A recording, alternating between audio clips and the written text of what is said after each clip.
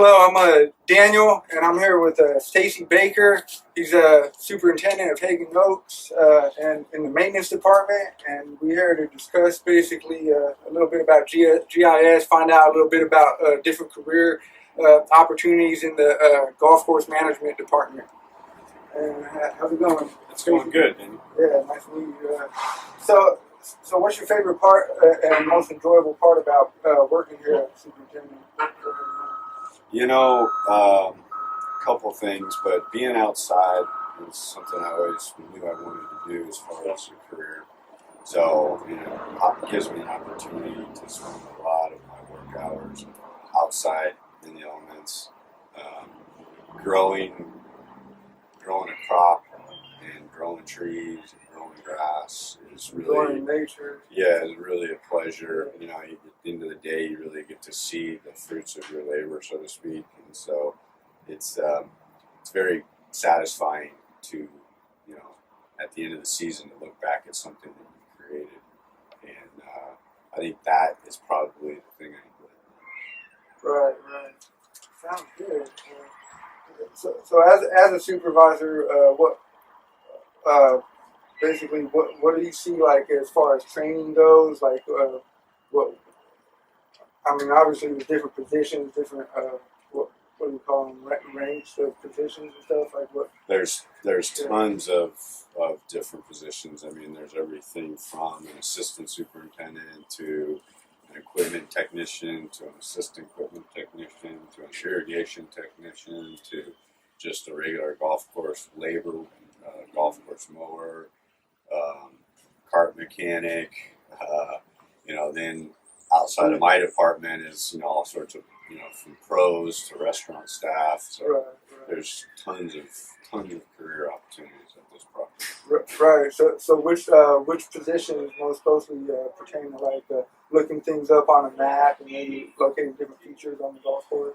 I would think, the superintendent, the assistant superintendent, and the irrigation technicians tend to do a lot of that because we actually utilize Google Maps quite a bit just to print out sheets to give to our irrigation techs or give to our mowers to say, hey, this hole over here and this area here, and we're able to circle certain areas. So, we use the maps in that way to really hone in and make sure everybody's on the same page of where you should be, what you should be doing, that type of thing. Right. Sounds good. What type of salary ranges are involved in some of those positions? Well, the salary ranges below, including myself or below myself. Or, you don't have to. And I'm just going to speak for the industry and not so much HagginOaks. So that's to give you a better idea. At the highest end country clubs, some of the private country clubs, superintendent can make upwards of $150,000 a year. Right. The lower end public golf course that's just an 18-hole course might make 45, 50. Right. And then for our staff here, our assistant superintendent makes about 45. Our irrigation techs and mechanics make about 40. That kind of pay range. And then as far as hourly wages for our golf course workers, we pay anywhere from $10 to $16 an hour. Right. Sounds pretty good, pretty rewarding and stuff. But tell me a little bit more about how GIS operated here at HagginOaks. How it was.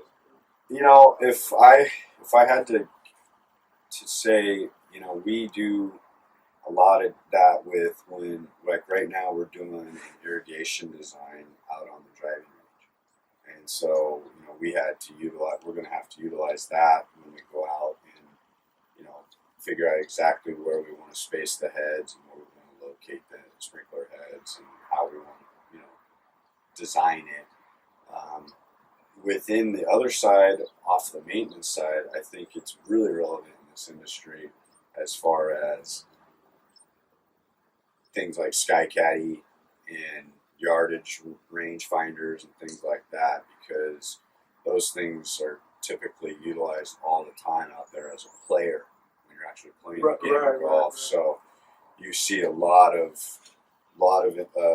that technology being incorporated from the golf courses into GIS. Right, right. So tell me a little bit more about how it's like gathered. I mean, you have like outside people coming in. Yeah, typically if we were going to do that, and usually it wouldn't be something that we would contract.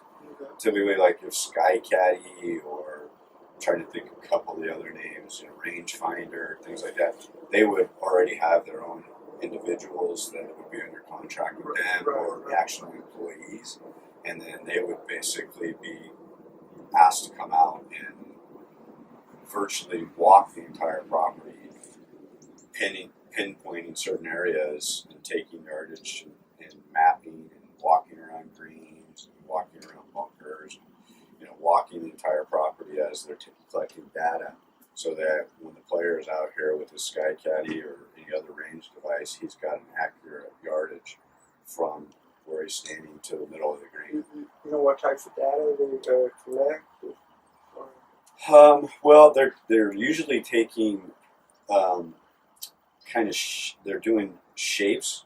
They might walk around a green so that they've got the actual contour of the green. They might walk around the bunkers so that when they're actually putting that, when you're looking at the device, you can actually see the actual green itself and the shape of it and where the bunkers are located, and it's not just giving you a number.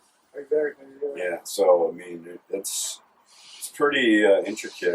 When I've had a couple of these guys out here walking the course, they are walking all over the place collecting data, and I really don't have the knowledge that you might have as far as what they're actually wearing, but they seem to be wearing a backpack with, seems like some sort of satellite receiver, and they, they've got their handheld and they're just walking around taking data all over the place. Right. In light of the ongoing drought that we are experiencing, how do these GIS systems maybe help with the water management? Well, it may have helped when I had to do some justification on, supplying certain agencies with information on what areas that we had really reduced irrigation, because we ended up reducing about 25% of our usual consumption.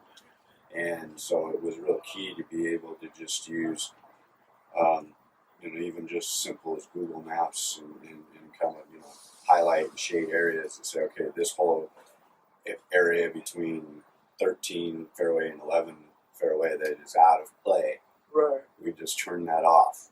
We turned all that water off there, and so it was, we used some mapping to just show the areas that we were reducing. Other than that, I think that's probably all we utilized it on. Okay. One last question: Are there any new developments in the field of, or what do you see happening in the future with these GIS systems? Oh boy, that's just, it's getting to be pretty interesting, because the national show last year, they've actually got kind of robotic greens mowers, so to speak, where you would actually, within that unit itself, it would be running off of a GPS system, and it would have to know exactly where it's at all times to be mowing and things like that. I could see that being integral in the industry at some point. The whole irrigation and mapping part of it is really extensive, because it's really, you've got to kind of know where you're at all times with your irrigation, and so that's always going to be involved. The mapping of that. You're also going to be doing in the golf course design. There's going to be all sorts of topographical and GPSing that goes involved in that type of stuff too, especially with new builds, renovations, those types of things. So it definitely has a place. Exactly. Yeah. That sounds pretty good. That's been a nice interview by Superintendent Stacy Baker here. Thank you very much, Stacy. You're welcome, bud. All right. It was a pleasure.